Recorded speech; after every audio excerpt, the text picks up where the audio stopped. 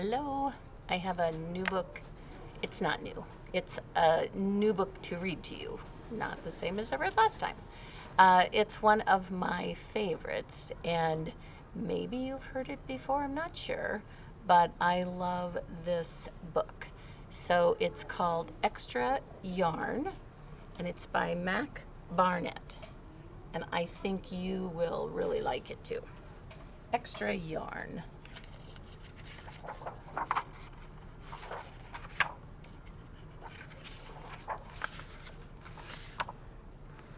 Pay close attention to the illustrations.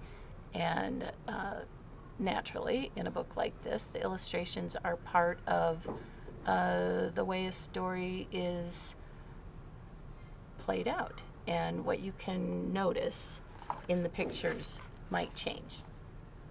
On a cold afternoon in a cold little town, where everywhere you looked was either the white of snow or the black of soot from the chimneys, Annabelle found a box filled with yarn of every color.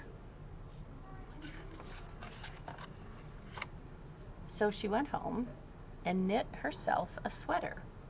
And when Annabelle was done, she had some extra yarn. So she knit a sweater for Mars, too. But there was still extra yarn. And when Annabelle and Mars went for a walk, Nate pointed and laughed and said, "Ha, you two look ridiculous." "Well, you're just jealous," said Annabelle. "No, I'm not," said Nate. But it turned out he was. And even after she'd made a sweater for Nate and his dog, and for herself and for Mars, she still had extra yarn. At school, Annabelle's classmates could not stop talking about her sweater. "Quiet!" shouted Mr. Norman. "Quiet, everyone! Annabelle, that sweater of yours is a terrible distraction. I cannot teach with everyone turning around to look at you." "Well, then I'll knit one for everyone," Annabelle said, "so they won't have to turn around." "Impossible," said Mr. Norman. "You can't." But it turned out she could. And she did, even for Mr. Norman. And when she was done, Annabelle still had extra yarn.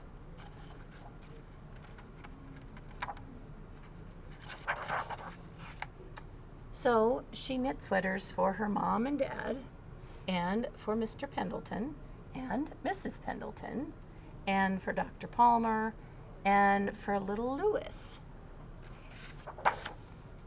She made sweaters for everyone except Mr. Crabtree, who never wore sweaters or even long pants, and who could stand in his shorts with the snow up to his knees.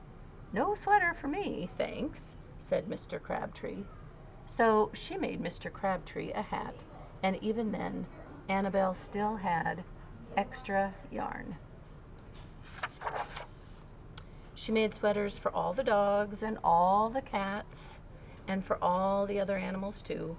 Soon people thought, soon Annabelle will run out of yarn. But it turned out she didn't. So Annabelle made sweaters for things that didn't even wear sweaters.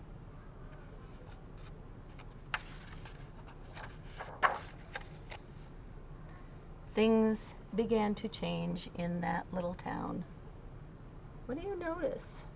Sure you remember the first picture in the story. Everybody's looking a little warm and cozy, aren't they? News spread of this remarkable girl who never ran out of yarn, and people came to visit from around the world to see all the sweaters and to shake Annabelle's hand. One day, an archduke, who was very fond of clothes, sailed across the sea and demanded to see Annabelle.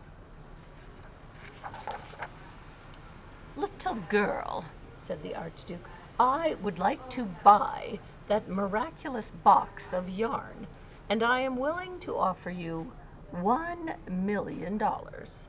No, thank you, said Annabelle, who was knitting a sweater for a pickup truck. The Archduke's mustache twitched. 2 million, he said. Annabelle shook her head. No, thanks. 10 million, shouted the Archduke. Take it or leave it. Leave it, said Annabelle. I won't sell the yarn. And she didn't.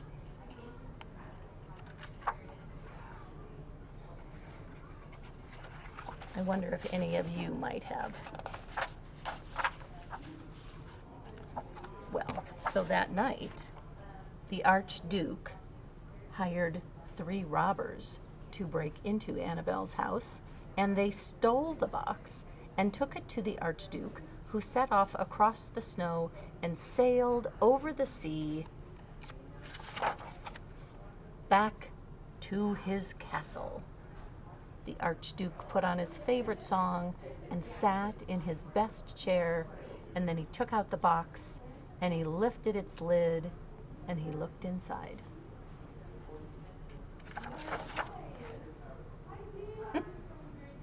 His mustache quivered.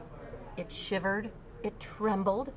The Archduke hurled the box out of the window and shouted, "Little girl, I curse you with my family's curse. You will never be happy again." But do you see the box floating on a little piece of ice? And as we see, she got it back. Well, and it turned out she was happy again.